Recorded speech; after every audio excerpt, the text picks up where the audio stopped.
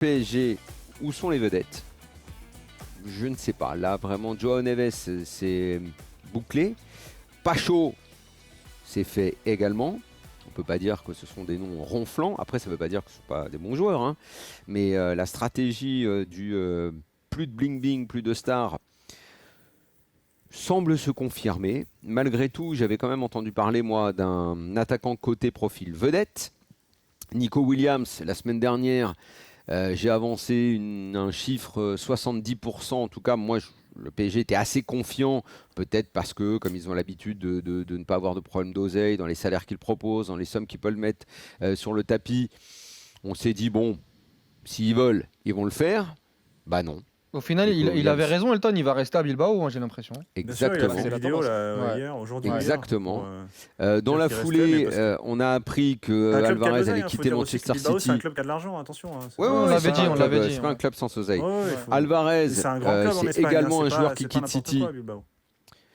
C'est une star qui quitte City. On peut penser que le PSG se mette dessus, même si on sait que les relations entre les deux clubs sont compliquées et qu'a priori, c'est difficile d'imaginer un transfert entre les deux clubs États. Alvarez va aller à l'Atlético Madrid. Donc en gros, qui le PSG va attirer comme joueur dans ce profil de l'attaquant côté vedette? Très honnêtement, Fabrice, éclaire-nous, parce que là, j'ai l'impression que on a besoin de toi, si c'est pour terminer avec Jadon Sancho, ok, peut-être on va nous vendre comme une vedette. Je pense même pas. Mais Jadon Sancho, je le prends aujourd'hui. Hein. Moi aussi, je le prends, si je suis parisien, mais c'est pas la tendance qui vienne. Mais déjà, ce qui nous avait été dit au moment où on a annoncé qu'Kylian Mbappé allait partir en février, c'est-à-dire qu'il y a deux attaquants de classe mondiale qui allaient arriver. Bon, déjà, je peux d'ores et déjà vous dire aujourd'hui que ça ne va pas arriver. Parce que le Paris Saint-Germain a connu beaucoup de difficultés dans son recrutement à ce niveau-là, parce qu'aussi, il n'y a pas beaucoup de joueurs, il n'y a pas pléthore de joueurs de ce calibre-là sur le marché que Paris peut aller chercher facilement. Et donc, le Paris Saint-Germain se retrouve un petit peu dans une situation délicate où il y a une shortlist qui avait été établie, avec notamment Kvaratskhelia. Le président Aurelio De Laurentiis a dit très très rapidement que c'était 150 millions d'euros ou rien. Il ne veut pas le laisser partir. Antonio Conte compte sur lui, donc il ne viendra pas. Ça, on le sait depuis un petit moment. Osimhen, on est d'accord que ça n'a jamais réellement été une piste parce que Luis Enrique n'aime pas trop.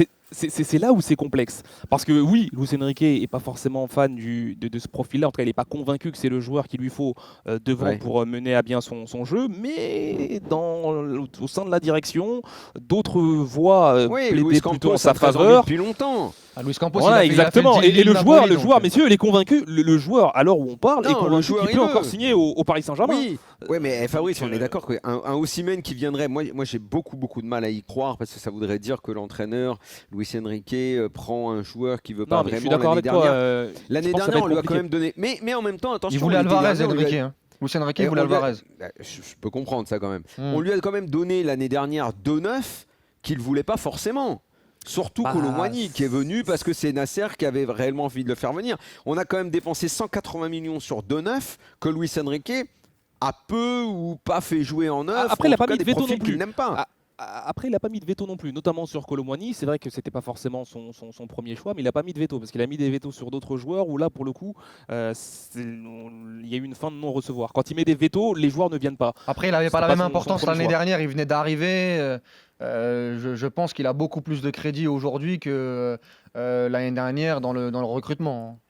En tout cas, pour terminer, c'est vrai que Kvaratskhelia, en tout cas, ça a été jugé impossible à faire. Tu parlais de Nico Williams. Là, le Paris Saint-Germain était un peu plus confiant. Et là, je te suis, Daniel. Le problème, c'est que eux étaient confiants en se disant il y a une clause, on va la faire péter et le joueur, on va lui proposer un salaire qui pourra pas refuser. Sauf que le joueur veut pas venir. Bien sûr qu'ils étaient confiants. Moi, quand j'ai dit à 70% c'est fait, j'étais extrêmement confiant parce que le PSG réussit ce genre de dossier normalement.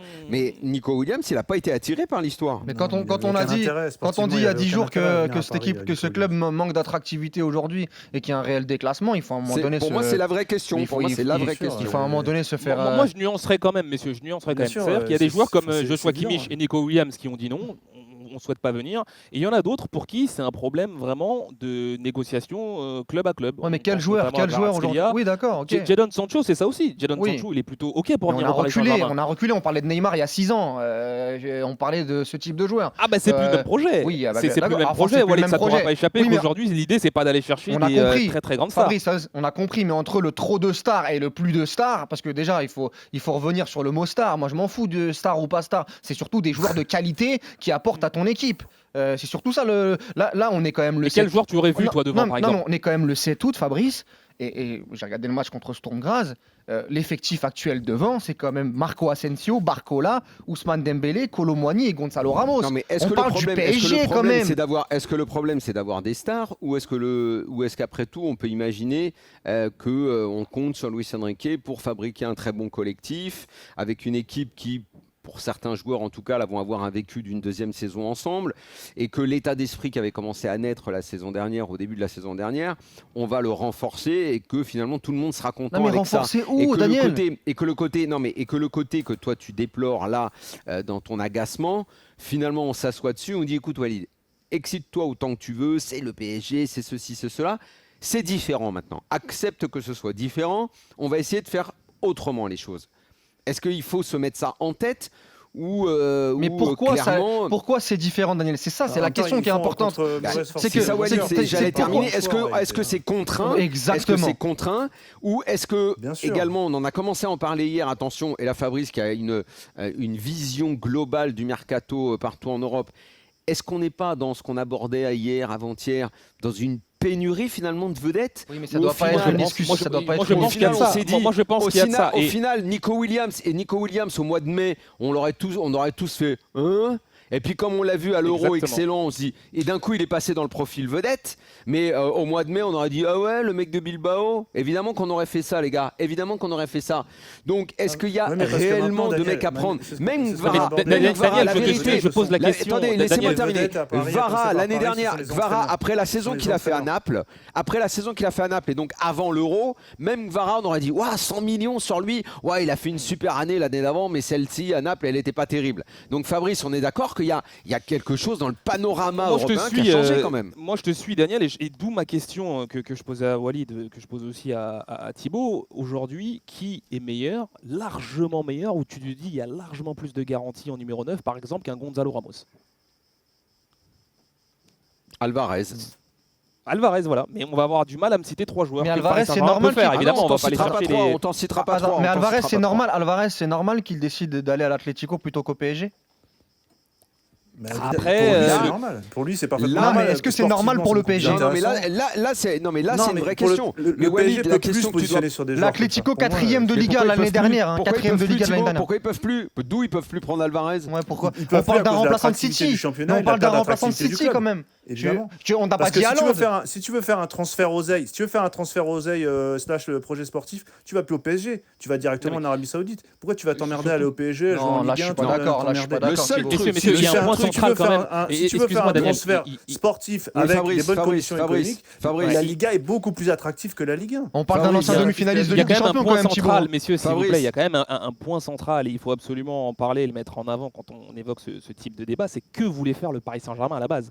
Le PSG, il voulait recruter quasiment à toutes les lignes, et devant, ce qui était intéressant, c'est de recruter un joueur de couloir, d'où les profils que je vous ai cités, Kvaratskhelia, Jadon Sancho, des joueurs comme ça. C'était pas forcément une volonté première d'aller chercher un numéro 9. Donc Alvarez, c'était pas non plus un objectif. C'est-à-dire que pour le faire, Alvarez, il fallait absolument sortir ou Randal Kolo Muani ou Gonzalo Ramos.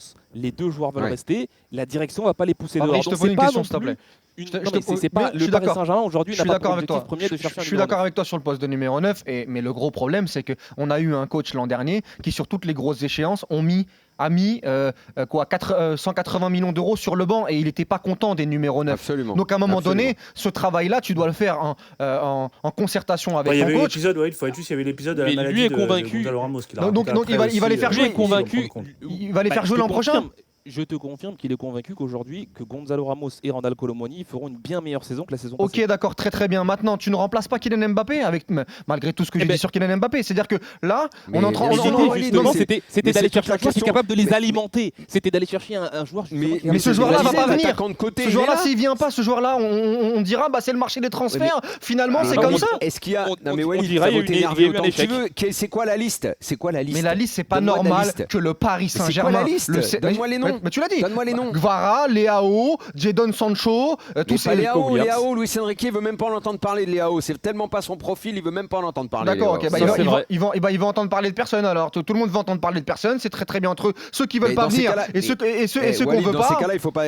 C'est pas avec nous qu'il faut que tu parles. Il faut que tu parles avec Luis Enrique. Et au-delà de aujourd'hui, il voulait un attaquant côté profil vedette, mais un mec qui correspond à ses exigences à lui, c'est-à-dire un mec qui court beaucoup. Sancho correspond beaucoup plus ou le dans club son esprit que Lévao. C'est lui ou le club qui veut ça, parce qu'un profil vedette. C'est lui qui veut ça. Un profil vedette, je suis pas certain que ce soit la demande de Luis Enrique. Daniel, non, mais je parlais à un mec un petit peu connu. Après, attention, la parenthèse sur Julián Alvarez. On va se retrouver avec Ferran Torres à ce rythme-là. La parenthèse sur Alvarez, c'est qu'il n'y a pas de transfert entre City et le PSG. Après, c'est de la géopolitique. D'accord, ok, Daniel. Oublions Alvarez. Tu dis que ça se ferait pas. Oublions Alvarez, Daniel. Je te dis juste qu'aujourd'hui, moi, tu vois, je suis pas un grand fan de Leao, je suis pas un grand fan de Gvara. Oui, tu as raison sur les profils, il y en a pas des masses. Mais comment c'est la saison mais tu connais Conte. D'accord, mais laisse-moi Conte, terminer. il arrive à Naples. Si Conte il dit, il part pas, je t'assure que Conte il met sa démission dans la balance. Mais comment c'est la saison avec la liste que je t'ai évoquée tout à l'heure, c'est-à-dire Marco Asensio, Barcola, Dembélé, Ramos, Colomoni. Si pour toi ça te préoccupe pas, moi je te dis que je suis préoccupé et qu'à un moment donné ils doivent rendre des comptes par rapport à ça. Il y a pas que le marché des transferts. Et là, je te parle. Préoccupé par rapport à quoi? Par rapport aux objectifs du Paris Saint-Germain et par rapport au déclassement du PSG. Tu sais avec quel joueur Dortmund est allé en finale de la Ligue des Champions? Oui, d'accord, ok, très bien. Oui, mais c'est pas. Tu sais avec quel joueur l'Inter y est allé l'année d'avant? Dortmund, ils ont fait 5e de Bundesliga l'année dernière. Ils ont terminé à 30 points de Leverkusen. Donc à un moment donné, il y a ce qu'ils ont fait en Europe, mais ce qu'ils ont fait aussi en championnat. Et on va pas se comparer à Dortmund. Tu vois bien qu'il n'y a plus la moindre référence aujourd'hui en Europe. À part le miracle permanent, la domination stratosphérique du Real. Tu vois bien qu'aujourd'hui. Donc on dit plus rien alors maintenant. Maintenant on dit plus rien en fait. Daniel, ils t'ont anesthésié ou quoi? Ils t'ont anesthésié? Non, le foot il est. Mais non, mais ça n'a rien à voir. Je dis qu'aujourd'hui, d'abord, on a du mal à faire une liste chapeau 1 des attaquants de côté. Si dans cette liste-là, tu enlèves ceux qui ne correspondent pas à Luis Enrique, la liste, elle est encore plus petite. Et moi, évidemment que Gvara, ça m'aurait intéressé. Mais je comprends parfaitement, parce que je connais Antonio Conte, quand il arrive à Naples, s'il commence à casser les burnes à De Laurentiis, je suis sûr que jamais de la vie, il le fera partir. Osimhen, il était partant, mais ils ont déjà 2-9. Je t'assure, fais-moi la liste des mecs de côté aujourd'hui dans le football européen. Très bien. Au-delà de la liste. T'es obligé de constater que l'Inter, Dortmund sont allés en finale de la Ligue des Champions. Prends les finalistes sur les 5-6 dernières années en Ligue des Champions. T'as des équipes avec des profils où au départ on n'est pas en train de parler de stars. D'accord, ok, très bien, mais moi je te parle pas je veux pas de stars, je veux. Mais vous savez quel est le joueur qui va répondre à ce débat? Messieurs, vous savez quel est le joueur qui va répondre au débat là côté Paris Saint-Germain, la piste actuelle du Paris Saint-Germain, où le club est en concurrence, grosse concurrence avec le Bayern Munich, qui va nous permettre de parler justement de ce manque d'attractivité là, et vraiment ça va nous sauter aux yeux si jamais il choisit le Bayern Munich. C'est Désiré Doué qui est un jeune joueur qui a priori a tout pour espérer, enfin en tout cas venir au Paris Saint-Germain, prendre exemple sur Bradley Barcola ou mais là on n'est pas dans la vedette là. On va pas faire bien sûr, mais on parlait d'attractivité. Mais on parlait d'attractivité, messieurs. Ah oui, pour l'attractivité, il y a un jeune joueur qui a le choix entre le Paris Saint-Germain et le Bayern. Mais t'as raison, Fabrice. Il va prendre sa décision et on va voir ce qu'il va choisir. Ça sera une réponse très intéressante. Mais moi j'aime beaucoup Désiré Doué. Il n'y a pas si longtemps que ça, Bayern avait une petite longueur d'avance. Moi j'aime beaucoup Désiré Doué, mais si on en est venu le Paris Saint-Germain en 2024 à prier pour que Désiré Doué, qui était remplaçant à un moment donné à Rennes et qui est remplaçant avec les JO, le projet a changé. D'accord, mais est-ce qu'on a le droit, est-ce qu'on a le droit à un moment donné de penser que le projet n'est pas bon? Oui, mais le projet a changé. Et puis surtout sur ce fameux projet, est-ce qu'on peut parler de Luis Campos sur l'effectif aujourd'hui où il a mis 500 millions en 3 ans et de se retrouver avec cette attaque-là, ou même globalement cet effectif-là, est-ce qu'on peut se poser la question du travail fait aussi et réalisé en amont non, mais c'est important ça, parce qu'aujourd'hui on se rend compte qu'en fait le marché, tout le monde a bien travaillé, tout le monde entre guillemets a les bons joueurs, et au Paris Saint-Germain il n'y a plus de joueurs, mais c'est parce que aussi peut-être qu'à un moment donné t'as mis de l'argent sur des joueurs qui n'en valaient pas le coup et qui ne répondent pas aux attentes, et maintenant on doit croire au miracle. Mais on espère que Kolo Muani va être extraordinaire l'année prochaine, on espère que Dembélé va mettre 15 buts, on espère que Barcola ça va être un joueur de 34 journées. Walid, tu t'énerves un petit peu. Je pense un peu à côté de la plaque. Aujourd'hui, si tu regardes, d'abord, quand tu parles du PSG, tu ne peux pas, et moi ça m'agace profondément quand on fait l'économie du président. Penser mais non, mais c'est pas l'argent. Je dis pas qu'il fait tout bien. C'est ce qu'il y a dans l'effectif. T'es content de l'effectif du PSG, toi, Daniel? Mais l'année dernière, par exemple, si Kolo Muani vient, c'est au dernier moment El Khelaifi qui veut le faire venir. Mais ça en fait partie. La gestion que tu as déplorée du salaire, de tous les droits et passe-droits de Kylian Mbappé, c'est Nasser El Khelaifi. Si tu avais préparé mieux l'affaire depuis 2 ans, tu aurais un autre attaquant et peut-être que tu aurais pensé les choses différemment. Aujourd'hui, encore une fois, je parle du PSG. Si depuis 5 ans, tu n'es pas capable de voir qu'à chaque fois qu'on a mis un joueur dans la catégorie star, moi je me souviens, il y a encore 3 ans, de qui était le mec de Tottenham là, que j'adore, là, Lee. Son Edmundson. Voilà. Est-ce que tu te souviens d'où il était? Pour moi, il volait ce joueur. Il vole beaucoup moins maintenant. Non, il a fait une bonne saison l'année dernière, Tottenham. Ok, on en parle un petit peu moins, t'es d'accord? Il est un peu moins dans la catégorie vedette. Il est un peu plus vieux, Bon, quand tu vois l'évolution de certains joueurs sur les dernières années, leur statut, on était avec un Sadio Mané qui s'est barré dans un mauvais choix au Bayern et qui a maintenant quitté le football européen. Oui, d'accord. Donc en fait, maintenant, l'excuse, c'est qu'il n'y a plus personne. Peut-être encore une star. Il n'y a plus personne. Mais arrête avec le mot star. Je te parle de joueurs qui renforcent l'effectif. Des bons joueurs. Donne-moi une liste de 5 joueurs. Je t'en ai cité tout de suite. Mais je t'en ai cité tout à l'heure. Je ne vais pas tous les refaire. Tu me dis soit Luis Enrique. T'as cité Kvara, c'est tout. Mais aujourd'hui, Kvara, je le prends, Kvara. Même à 100 millions d'euros, je le prends. Un Michael Olise. Kvara, c'est pas possible. Il va partir. Il veut pas partir. Un Michael Olise avant qu'il aille sur le marché. Un Michael Olise avant qu'il aille au Bayern, je le prends. Xavi Simons, l'histoire de Xavi Simons qui va encore être prêté à Leipzig alors qu'il fait une super saison avec Leipzig, ça me dérange ça aussi. Ça me dérange cette gestion. Oui, mais là tu devrais t'en prendre. Xavi Simons. Non, mais là tu devrais t'en prendre surtout. Va demander à la direction du club pour Xavi Simons. À qui il faut s'en prendre, Fabrice? Il y a un président dans ce club, tu sais. Non, mais Luis Enrique surtout voulait le garder, Xavi Simons. Il n'y a pas de débat là-dessus. Il voulait le c'est quoi le problème cette saison. C'est Xavi Simons qui préfère jouer à Leipzig. Il lui a expliqué le projet et Xavi Simons ne s'est pas reconnu dans ce projet-là. Il n'avait pas spécialement envie. Ça, on l'a dit il y a un petit peu plus de 2 mois maintenant. Xavi Simons, il avait le choix. Donc Fabrice, le magnifique projet, on a Williams qui préfère rester à Bilbao, on a Alvarez qui préfère aller chez le 4e de Liga et on a Xavi Simons qui préfère jouer à Leipzig avec les enfants de Leipzig. Et c'est super, c'est un projet extraordinaire et Daniel, il va nous dire non mais très bien Walid, on peut rien faire de plus. On n'a pas le droit de se poser des questions. On le sait toutes, on n'a pas le droit de se poser des questions. Ok, très bien, je m'énerve pour rien, je suis à côté de la plaque. Oui, je le pense. Ok, très bien. Mais viens pas cette année, Daniel, en disant qu'il n'y a pas assez de bons joueurs au PSG. Ah non, mais quand on fera les débriefs, etc. Qu'il y ait une perte d'attractivité, j'en suis convaincu. Mais que l'attractivité serve à faire venir des mecs qui ne sont pas forcément des bons joueurs. Je vais te dire, moi, dans toute la liste que tu as citée, évidemment Alvarez, mais j'ai compris que même si c'était positionné en raison de la nature des 2 clubs, c'était pas possible. Mais Alvarez aurait été une recrue, à mon sens, extraordinaire, parce que j'adore ce joueur. Kvara... Mais Olise, bon maintenant on est là, on le voit au JO, machin, c'est encore un jeune joueur, on va pas partir dans l'idée qu'on aurait un renfort stratosphérique. C'est pourquoi ils l'ont pas vu avant. Le Bayern, ils ont rien vu, le Bayern, ils ont rien vu, le Bayern. Pour le coup, Olise, je le mets dedans quand même. Le Bayern, ils vont faire Doué et Olise, mais c'est super. Si le PSG, ils n'arrivent pas à faire ces types de joueurs. Le Bayern, ça va devenir une référence. Ils sont pas champions en Allemagne, ils ont fait une Ligue des Champions catastrophique. Ils font venir Harry Kane, le porte-poisse avec qui ils ont rien fait. Et tu vas me dire que c'est la référence. fait demi-finale comme toi, le Bayern, l'année dernière. Il tombe sur une équipe extraordinaire, le Bayer Leverkusen. Ça fait 12 ans qu'ils gagnent le titre. Et ils reconstruisent quelque chose. Et même ça, ils sont attractifs. On parle de la Ligue 1, la Bundesliga. C'est extraordinaire, la Bundesliga. Les mecs, ils préfèrent rester à Leipzig. Ils préfèrent aller au Bayern. Désiré Doué, j'adore Désiré Doué. Mais Désiré Doué va peut-être aller au Bayern, Daniel. Ce type de joueur, il y a 5 ans, le PSG, ils attiré des Neymar, ils attiré ces joueurs-là. Au Barça, dans ces gros clubs. Et on va rien dire. Il faut rien dire. Après, la réalité aussi, c'est que. Non, mais la réalité aussi, c'est que le Paris Saint-Germain. Non, mais la réalité aussi, quand tu dis. C'est super, on va prendre Pacho, etc. Il y a 5 ans, ils attiraient les Neymar, Walid. Il y a 5 ans aussi, c'était des chacons blancs. Aujourd'hui, le problème, c'est l'argent maintenant. Beaucoup de temps à se faire avec João Neves. Tu racontes plus rien. Il y a 5 ans, c'est pour ça que c'est pour ça que ça met du temps à se faire avec João Neves. C'est que aujourd'hui, excuse-moi Thibaut, aujourd'hui le Paris Saint-Germain fixe des conditions salariales et ils veulent pas surpayer. C'est pour ça que ça a mis du temps avec João Neves. C'est pour ça que ça met du temps avec pas mal de joueurs. Non mais le délire de cette histoire, c'est de considérer que l'époque où le PSG a fait n'importe quoi avec Neymar, mais il y a un juste milieu, Daniel. La façon dont ils ont traité Mbappé, c'est pas noir ou blanc. Comment ça s'est passé, ça c'est une bonne image. C'est pas noir ou blanc. T'as donné 1 million à Dembélé. T'as donné 1 million pardon à Dembélé, Daniel, l'année dernière. T'as donné 1 million à Skriniar. T'as donné 1 million à Skriniar. Avec un profil vedette. Dembélé, il est arrivé avec un profil vedette. Non mais à t'entendre, en fait, il paye en ticket resto les joueurs. 1 million Skriniar, il peut plus bouger. Il a un contrat de 5 ans. C'est quoi maintenant, il donne des salaires. C'est un mauvais choix.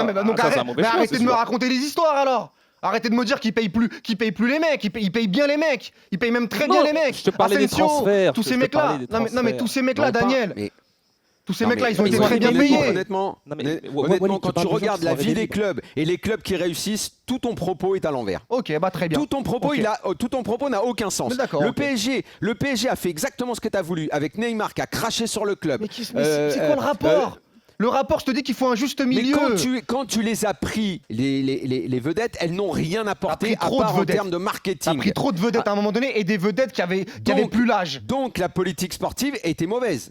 On n'a pas arrêté de la dénoncer, cette politique sportive, tellement elle était mauvaise. Aujourd'hui, tu me dis un juste milieu. Le problème du juste milieu aujourd'hui, c'est que le juste milieu fait la liste des joueurs. Ça n'est pas convaincant. Okay. L'année dernière, vous m'avez bassiné, toi, Flo Gautreau et tous, en disant qu'il fallait laisser de l'espace à Barcola parce qu'il allait grandir et il avait un profil pour devenir vedette. Fais-lui confiance. Parce que si tu fais venir Kvara, il va finir sur le banc, Barcola. Non, le meilleur jouera. Ah bon, le meilleur jouera. Mais c'est une blague ou quoi? Le meilleur jouera. Tu fais venir. Mais attends, mais dans quel monde? Mais Walid, honnêtement, j'ai l'impression. T'es né hier ou quoi? Fabrice, est-ce que tu peux dire à Walid que si Kvara vient pour 100 millions, il est d'office titulaire et Barcola est remplaçant? Moi, je pense que si Kvara vient ou un joueur de ce calibre-là, Bradley Barcola n'est pas content. Ok, Bradley Barcola, il peut pas jouer. Quand tu prends un mec à 100 millions, tu dis n'importe quoi, évidemment Daniel. qu'il est titulaire. Si tu payes une paire de pompes à ta femme à 1200 balles et qu'elle aimait pas, t'inquiète que tu vas faire la gueule, mon vieux. Barcola, il peut jouer à droite, il peut jouer à gauche, il peut jouer à la place de Dembélé. Tu réveilles les mecs à un moment donné. Tu penses qu'en donnant aucune concurrence à Dembélé et Barcola l'année prochaine, tu penses qu'ils vont faire une grande saison? Faut les challenger ces mecs-là et le meilleur joue et c'est la politique de Luis Enrique. Barcola il est très bon à droite. Pas avec deux mecs. Non mais moi je te dis que si tu fais venir un mec à 100 millions, Barcola il recule. Mais aujourd'hui, ça va être la politique du meilleur. Moi, ça m'embête pas parce que moi, j'étais pour cette solution. Moi, Kvara, je le fais signer direct et Barcola va sur le banc. Et surtout sur Barcola, c'est très bien ce qu'on t'a dit sur Barcola. Vous qui avez sonné les trompettes arrête de tout mélanger en disant qu'il allait être un titulaire indiscutable. Mais arrête de tout mélanger. On t'a dit que t'étais trop dur avec Barcola, tout simplement. J'ai jamais dit que c'était un joueur de très très haut niveau. Je t'ai dit que c'est un joueur qui progresse et toi, tu l'as enterré. C'est juste ça. Arrête de tout mélanger. Ah non, moi, j'ai dit qu'il avait besoin de progresser. Et Barcola contre le Barça, il rentre à droite et il est très très bon à droite sur la deuxième mi-temps. Donc il pourra jouer à droite ou à gauche. Alors de quoi tu te plains? Il jouera, il sera titulaire et tu seras content. Je veux des joueurs qui soient challengés et je veux des joueurs de très bon niveau au Paris Saint-Germain. Et quand je vois l'effectif aujourd'hui, je ne suis pas satisfait. Il y a un mec qui va arriver. Qui? Mais t'inquiète pas que ça va venir. Bah dis-nous. Qui?